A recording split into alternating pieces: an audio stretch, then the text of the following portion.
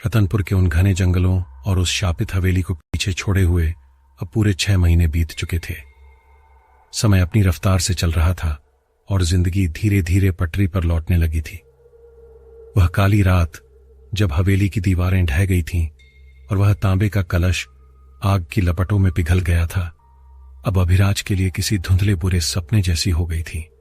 अभिराज अब मुंबई वापस आ गया था। भारत का वो शहर जो कभी सोता नहीं है।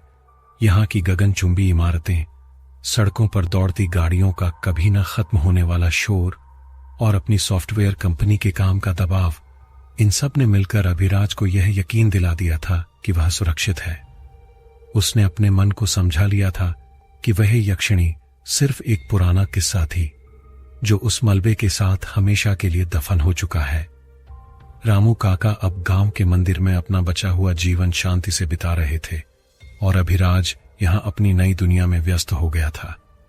लेकिन इंसान अक्सर यह भूल जाता है कि परछाइयां जगह नहीं बदलती, वे इंसान के साथ चलती हैं।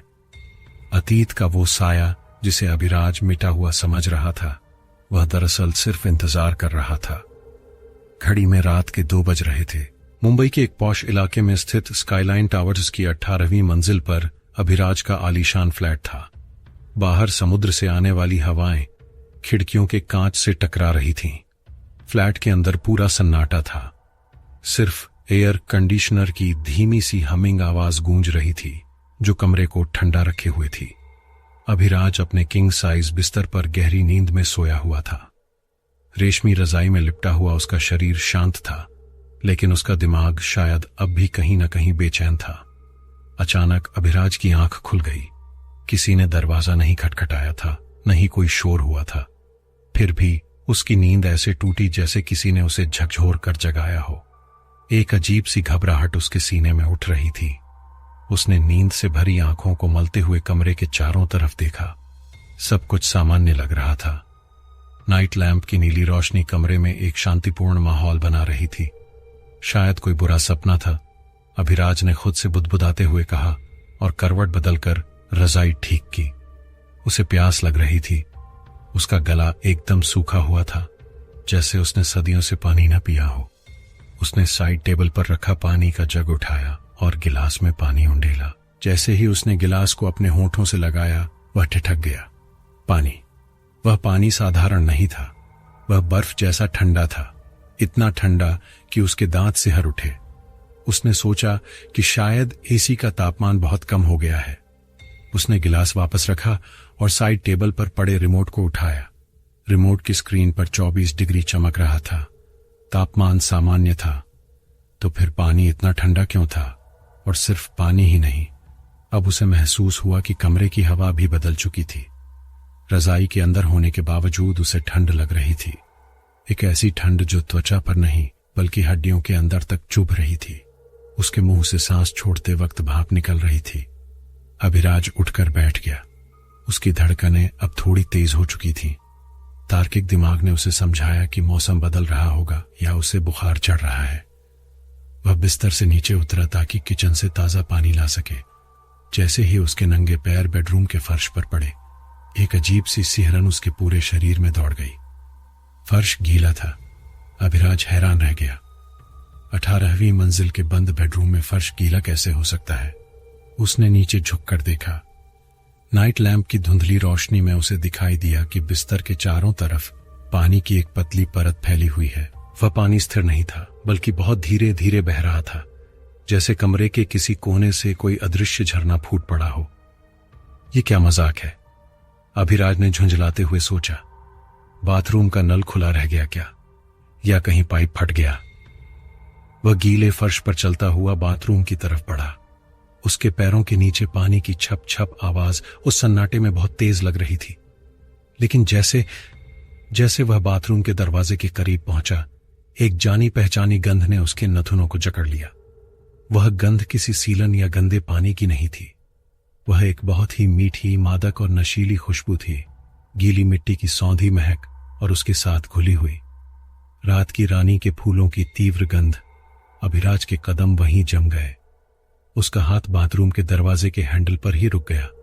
ये खुशबू, यह वही खुशबू थी जो 6 महीने पहले रतनपुर के जंगलों में उसका पीछा करती थी। यह वही खुशबू थी जो उस पश्चिम वाले कमरे में बसी रहती थी। नहीं, अभिराज का दिल पसलियां तोड़कर बाहर आने को बेताब हो गया। उसका माथा पसीने से भीगने लगा। यह नहीं हो सकता, यह मुंबई है, वो सब खत्म हो चुका है। डॉक्टर ने कहा था यह PTSD है, यह सिर्फ मेरे दिमाग का खेल है, मुझे वो सब याद आ रहा है जो है ही नहीं। उसने अपनी मुट्ठियां भींची और एक झटके में बाथरूम का दरवाजा खोल दिया। उसने उम्मीद की थी कि अंदर नल बह रहा होगा, पानी फैला होगा, लेकिन जो उसने देखा उसने उसके होश उड़ा दिए। बाथरूम एकदम सूखा था, नल कसकर बंद थे, वॉश बेसिन, बाथटब, फर्श सब कुछ सूखा पड़ा था। कहीं से पानी की एक बूंद भी नहीं टपक रही थी। अगर बाथरूम सूखा है तो बेडरूम में पानी कहां से आया? और वो खुशबू? अभिराज ने झटके से पीछे मुड़कर बेडरूम की तरफ देखा और उस पल उसे अपनी आंखों पर विश्वास नहीं हुआ। बेडरूम का फर्श अब एकदम सूखा था। वहां पानी की एक बूंद भी नहीं थी। वह नमी, वह ठंडक, वह गीलापन, सब कुछ गायब हो चुका था, जैसे वहां कभी कुछ था ही नहीं। अभिराज ने अपना सिर पकड़ लिया और दीवार के सहारे खड़ा हो गया। उसकी सांसें भारी हो रही थीं।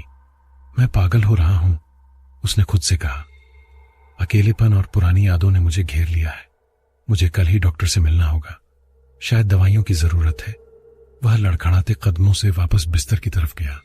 उसने सोचा कि कमरे की पूरी लाइट जला ले, लेकिन फिर रुक गया। उसे डर था, एक अजीब सा डर कि अगर उसने पूरी रोशनी कर दी तो शायद उसे कमरे के किसी कोने में कुछ ऐसा दिख जाए जो वह देखना नहीं चाहता। इंसान अंधेरे से नहीं डरता, इंसान इस बात से डरता है कि अंधेरे में क्या छिपा है। और कभी कभी इंसान रोशनी से भी डरता है कि कहीं वो सच न दिखा दे। उसने जल्दी से रजाई ओढ़ी और खुद को पूरी तरह ढक लिया, आंखें कसकर बंद कर लीं। वह बच्चों की तरह व्यवहार कर रहा था, यह सोचकर कि अगर वो नहीं देखेगा तो मुसीबत टल जाएगी। सब ठीक है, तुम सुरक्षित हो, यह 18वां फ्लोर है, यहां कोई नहीं आ सकता। वह किसी मंत्र की तरह इन शब्दों को दोहराने लगा। तभी उसके तकिए के ठीक नीचे उसका मोबाइल वाइब्रेट हुआ। उस सन्नाटे में वाइब्रेशन की वह आवाज किसी भूचाल जैसी लगी। अभिराज का शरीर अकड़ गया।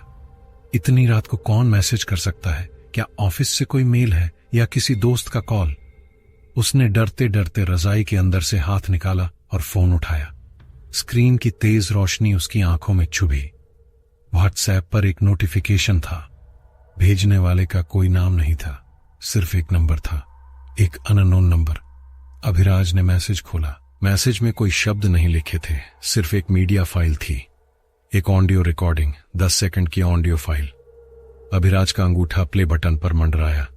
उसका अंतर्मन चीख चीख कर कह रहा था कि इसे मत सुनो, इसे डिलीट कर दो, फोन फेंक दो। लेकिन इंसानी जिज्ञासा डर से भी बड़ी होती है। कांपते हाथों से उसने प्ले बटन दबा दिया। स्पीकर से पहले सिर्फ सन्नाटा आया, फिर एक आवाज आई, जैसे कोई पुरानी लकड़ी की कुर्सी धीरे धीरे हिल रही हो। चर्र चर्र। और उसके बाद एक बहुत ही धीमी लेकिन स्पष्ट हंसी सुनाई दी। वह हंसी किसी साधारण औरत की नहीं थी। उसमें एक कशिश थी, एक दर्द था और एक क्रूरता थी। हाँ हाँ हाँ। अभिराज के हाथ से फोन छूटकर बिस्तर पर गिर गया। वह हंसी, उसे पहचानने में अभिराज को एक पल भी नहीं लगा। वह यक्षिणी की हंसी थी, वही हंसी जो हवेली के गलियारों में गूंजती थी जब वह उसका शिकार करती थी। लेकिन वो मर चुकी है। अभिराज ने अंधेरे में चिल्लाया, मैंने उसे जला दिया था, मैंने कलश फोड़ दिया था। तभी फोन की स्क्रीन फिर जली। एक और मैसेज आया, इस बार टेक्स्ट था। अभिराज ने दूर से ही स्क्रीन पर झांक कर पढ़ा। मैसेज में लिखा था, तुमने मेरा घर तोड़ा अभिराज, तो मैं तुम्हारे घर आ गई। अभिराज के शरीर का सारा खून जम गया। यह कोई वहम नहीं था, यह कोई PTSD नहीं था। वह वापस आ गई थी। उसने अब और इंतजार नहीं किया। वह बिस्तर से कूदा और पागलों की तरह भागते हुए कमरे के स्विच बोर्ड तक पहुंचा। उसने एक साथ सारे बटन दबा दिए। कमरा दूधिया रोशनी से नहा गया। झूमर, लैंप्स, ट्यूबलाइट सब जल उठे। अभिराज ने हांफते हुए कमरे के कोने कोने में देखा। पर्दे अपनी जगह थे, अलमारी बंद थी, खिड़कियां लॉक थीं। कमरे में कोई नहीं था। बाहर निकलो, वह चिल्लाया, अपनी ही आवाज से डरते हुए। कहाँ हो तुम? लेकिन कमरे में सिर्फ उसकी अपनी परछाई थी। उसने राहत की सांस लेनी चाहिए, लेकिन तभी उसकी नजर सामने रखे ड्रेसिंग टेबल के बड़े आईने पर पड़ी। उस आईने को देखते ही अभिराज की सांसें गले में अटक गईं। आईना साफ नहीं था, उस पर कुछ लिखा हुआ था, कांच पर लाल रंग से, जो लिपस्टिक जैसा लग रहा था, या शायद खून मोटे मोटे अक्षरों में एक संदेश लिखा था। अभिराज सम्मोहित सा उस आईने की तरफ बढ़ा। उसके पैर कांप रहे थे। आईने पर लिखा था, स्वागत नहीं करोगे हमारा? ये वही वाक्य था जो उसने पहली बार हवेली के उस पश्चिम वाले कमरे में सुना था। और उसी पल कमरे की सारी लाइटें एक साथ फड़फड़ाने लगीं। वोल्टेज कम ज्यादा होने लगा और अभिराज को महसूस हुआ कि उसके ठीक पीछे, उसके कान के बिल्कुल पास, हवा में एक बदलाव आया है। किसी की मौजूदगी, किसी की ठंडी सांसें उसकी गर्दन को छू रही थीं। एक जानी पहचानी, रूह कपा देने वाली आवाज उसके कान में फुसफुसाई, मैं वापस आ गई हूं मेरे प्रिय। वादा जो किया था उसे निभाने। अभिराज चीखना चाहता था, भागना चाहता था, लेकिन उसका शरीर लकवा मार गया था। उसने धीरे से अपनी नजरें ऊपर उठाईं और आईने में देखा। आईने में उसे अपनी परछाई दिखाई दे रही थी। वह खड़ा था, डरा हुआ, पसीने से लथपथ, लेकिन आईने में उसके कंधे पर एक हाथ रखा हुआ था। वह किसी गोरी सुंदर औरत का हाथ नहीं था। वह एक जला हुआ काला मांस रहित हाथ था जिसके नाखून लंबे और नुकीले थे। उस हाथ से काला धुआं निकल रहा था। यक्षिणी ने उसे पकड़ लिया था और इस बार वह सिर्फ डराने नहीं, बल्कि उसे अपने साथ ले जाने आई थी। अभिराज की आंखों के सामने अंधेरा छाने लगा और कमरे में गूंज उठी वही खौफनाक हंसी। हा, हा, हा। अभिराज के कंधे पर उस जले हुए काले हाथ की पकड़ का एहसास इतना असली था कि उसकी रूह कांप गई। आईने में दिख रही वो भयानक परछाई, वो मुस्कुराता हुआ सड़ा गला चेहरा और कानों में गूंजती वो खौफनाक हंसी, सब कुछ किसी बुरे सपने की इंतहा थी। उसने अपनी पूरी ताकत बटोरी और एक चीख के साथ झटके से पीछे मुड़ा। दूर हटो, वह चिल्लाया और अपने हाथ हवा में भांजे जैसे किसी अदृश्य दुश्मन से लड़ रहा हो, लेकिन पीछे कोई नहीं था।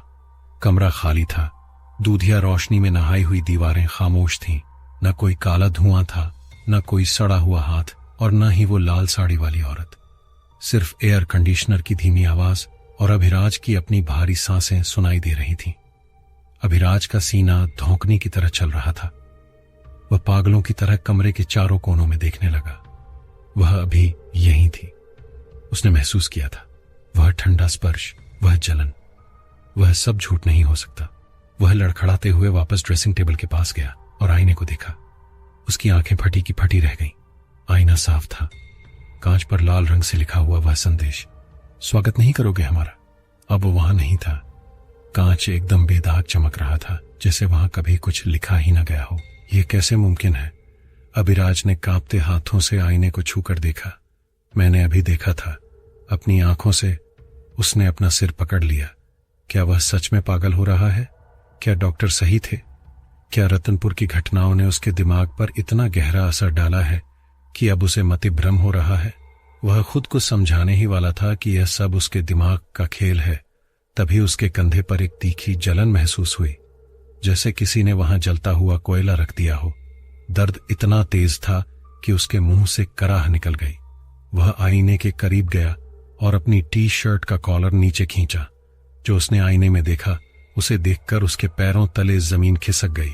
उसके गोरे कंधे पर एक हाथ का निशान छपा हुआ था, 5 उंगलियों का निशान। वह निशान लाल नहीं था, बल्कि काला था।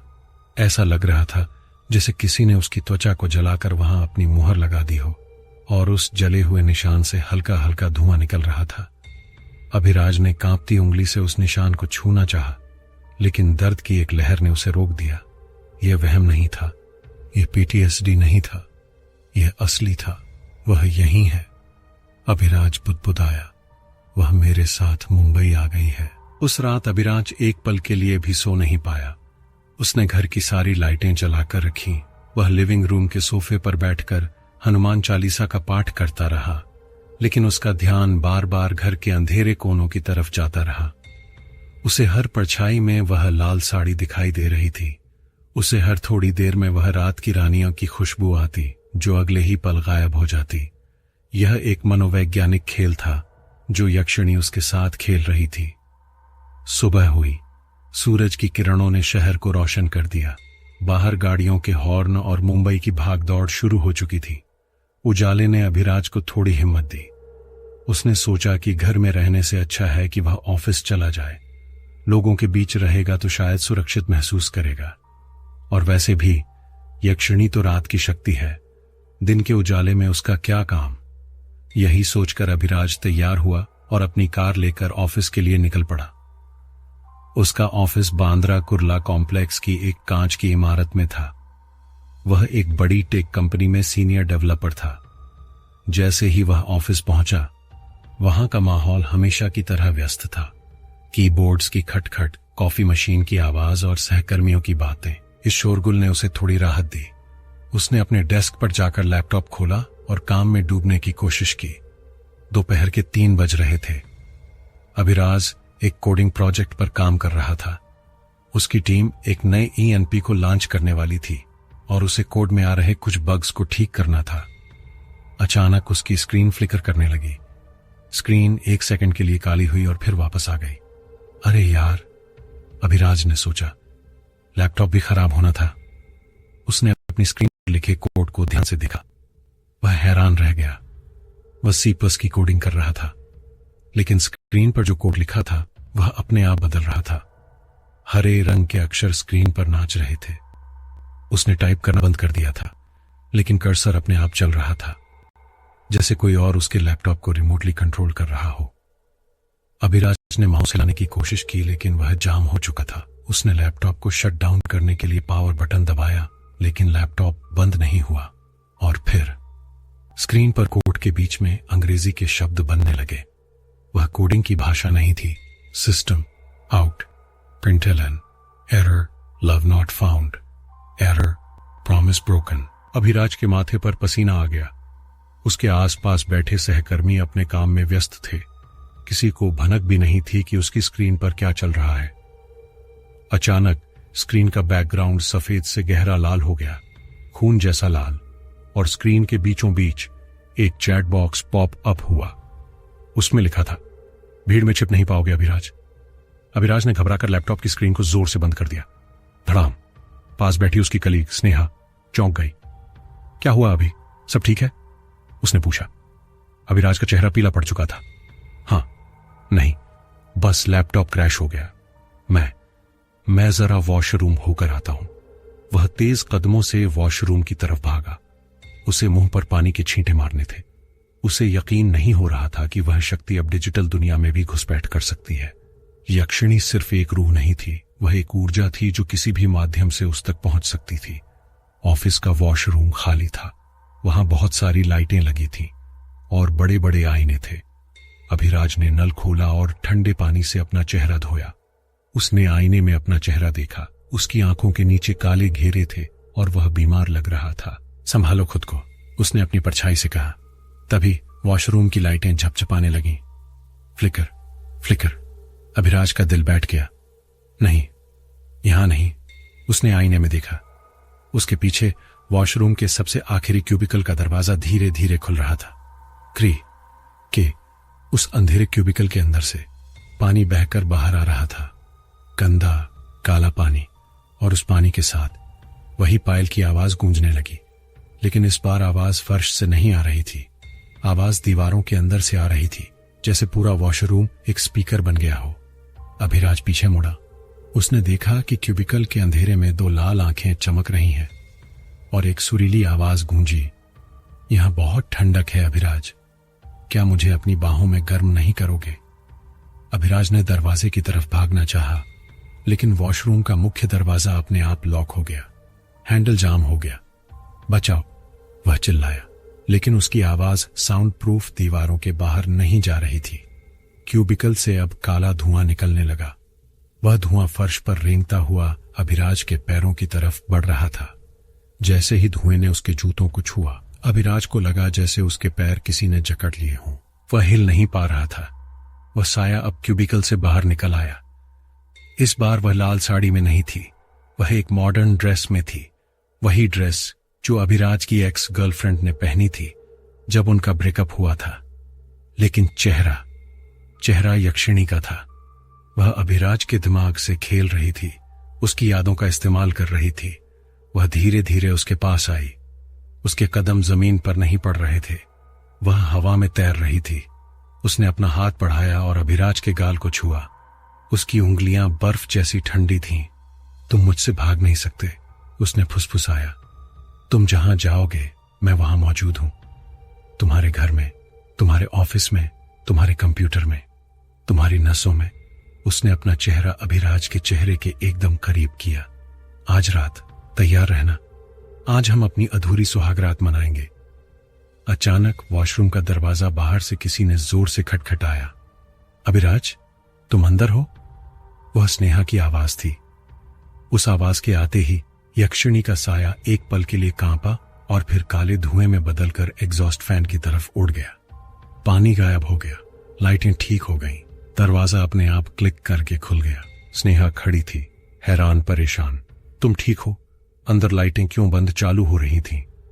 अभिराज फर्श पर घुटनों के बल बैठा था, बुरी तरह हाँफ रहा था। उसने स्नेहा को देखा, लेकिन उसकी नजर स्नेहा के पीछे कांच की दीवार पर पड़ी। वहां कांच पर भाप से एक नाम लिखा हुआ था, रत्नपुर आओ। अभिराज समझ गया, शहर में भागना बेकार है। अगर उसे जिंदा रहना है तो उसे वापस वहीं जाना होगा जहां से यह सब शुरू हुआ था। उसे उस जड़ को खोजना होगा जिसे उसने खत्म समझा था, लेकिन जो शायद अभी भी जिंदा थी। लेकिन इस बार वह अकेला नहीं जा सकता था। उसे किसी ऐसे की जरूरत थी जो रूहों की भाषा समझता हो। अचानक उसे रामू काका की एक बात याद आई। बड़े सरकार ने एक अघोरी की मदद ली थी। क्या वह अघोरी अभी भी जिंदा है या उसका कोई शिष्य? अभिराज ने कांपते हाथों से अपनी जेब टटोली। उसकी जेब में पता नहीं कैसे एक सूखा हुआ रात की रानियों का फूल रखा था। यह उसकी तरफ से एक और इशारा था, एक निमंत्रण, मौत का निमंत्रण।